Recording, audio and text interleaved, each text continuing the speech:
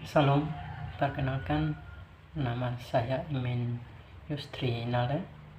Saya dari Prodi Sosiologi Agama semester 2. Di sini saya akan membahas tentang periodisasi sejarah gereja umum.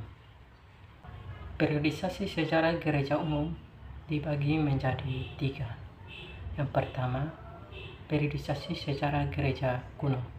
Itu dimulai sekitar tahun 30 sampai tahun 590 Masehi.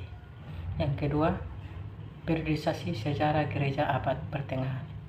Dimulai tahun 590 sampai tahun 1492 atau 1517. Dan yang terakhir, yang ketiga, periodisasi sejarah gereja zaman baru. Itu dimulai tahun 1517 sampai 1900-an sampai sekarang. Namun di sini saya hanya akan membahas 2 poin, yaitu yang pertama, periodisasi sejarah gereja kuno, dan yang kedua, periodisasi sejarah gereja abad pertengahan. Yang pertama, periodisasi sejarah gereja kuno. Itu dimulai sekitar tahun 30 Masehi sampai tahun 590 Masehi. Periodisasi ini dibagi lagi menjadi beberapa. Yang pertama, dari tahun 30 sampai tahun 312 Masehi. Pada masa ini, bentuk organisasi yang ada yaitu berupa presbiteros, episkopal, diakonos. Pada masa ini juga ada faktor-faktor teologi dan filsafat-filsafat. Misalnya munculnya ajaran gnostik yang merusak gereja. Ajaran gnostik ini menganggap bahwa pengetahuan lebih tinggi daripada Alkitab. Pada masa ini juga terjadi kanonisasi Alkitab, yaitu 66 kitab dalam Alkitab, 39 kitab perjanjian lama dan 27 kitab perjanjian baru. Pada masa ini juga orang Kristen mula-mula mengalami penganiayaan yang sangat berat. Selanjutnya, dari tahun 313 sampai tahun 590 Masehi. Pada masa ini, Kaisar Konstantinus Agung ia menjadi pembebas gereja. Pada masa ini, ia mengeluarkan surat perintah, yaitu surat pemberhentian penganiayaan gereja.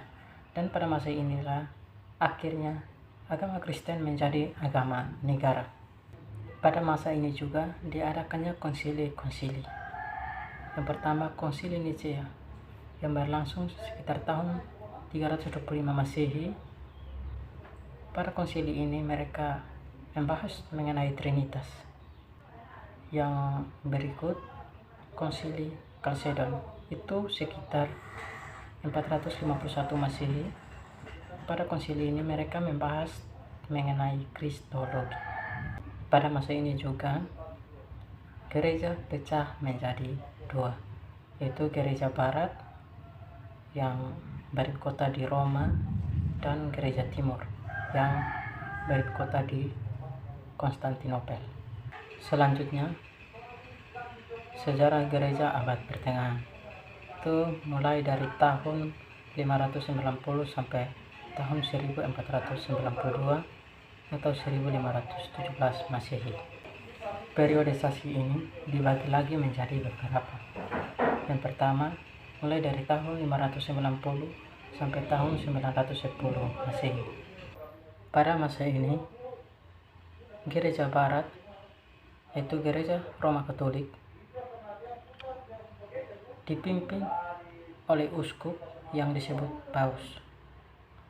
Paus berperan sebagai kepala gereja, juga memimpin negara dan masyarakat.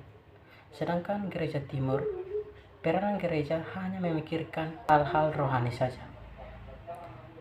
Kota Konstantinopel menjadi pusat gereja timur, dan gereja timur inilah yang nantinya disebut dengan gereja Ortodoks Timur. Selanjutnya, dari tahun 910 sampai tahun 1300 Masehi, atau masa ini biasa dikenal dengan abad skolastik. Pada masa ini teologinya hampir seluruhnya mengikuti teologi Katolik. Pada masa ini juga muncul teologi kreatif di biara-biara. Pada masa ini juga ilmu pengetahuan berkembang sangat pesat, yaitu dengan berdirinya 3 universitas terkenal, yaitu Universitas Oxford, Universitas Cambridge di Inggris, dan Universitas Bologna di Italia. Pada masa ini juga lah perang salib terjadi. Selanjutnya, dari tahun 1300 sampai 1492 atau 1517, pada masa ini adanya perpecahan di Gereja Katolik Roma, di mana kepausan terbagi-bagi menjadi 2, yaitu yang pertama paus yang tinggal di Roma, dan yang kedua paus yang tinggal di Prancis. Dampak dari kepemimpinan di atas ada 4. Yang pertama, hidup kegerejaan merosot. Yang kedua, para rohaniawan memperkuat kedudukannya. Yang ketiga, tingkah laku yang merosot. Yang keempat, yang dicari oleh pemimpin adalah kedudukan, kuasa, dan uang. Pada masa ini juga lah adanya usaha mereformasi gereja.